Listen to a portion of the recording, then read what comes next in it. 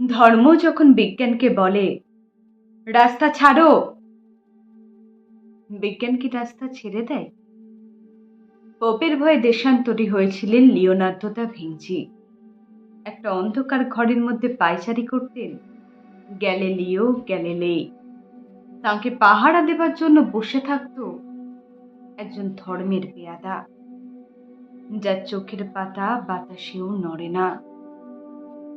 বিজ্ঞান কি তখন থেমেছিল? তীর্থের পাণ্ডাদের হইচই, তাদের লাল চোখ কি পেরেছিল পৃথিবীকে বেঞ্চের উপর দাঁড় করিয়ে সূর্যকে তার চারিদিকে উঠবোস করাতে?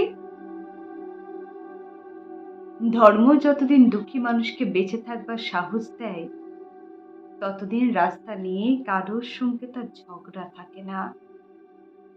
রাস্তা কারোর একার নয়, বরং তাকেই একদিন রাস্তা ছাড়তে হয় যার স্পর্ধা আকাশ ছুঁয়ে যায়।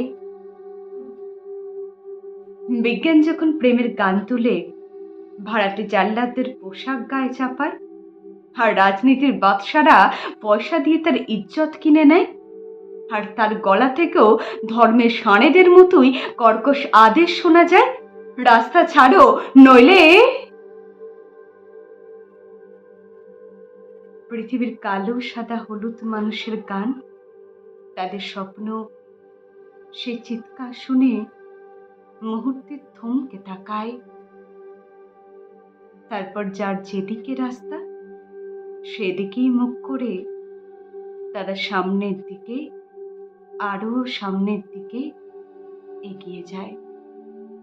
কেউ কারোকে রাস্তা ছেড়ে দেয় না। যতদিন পৃথিবীতে গান থাকে, গানের মানুষ থাকে, স্বপ্ন থাকে।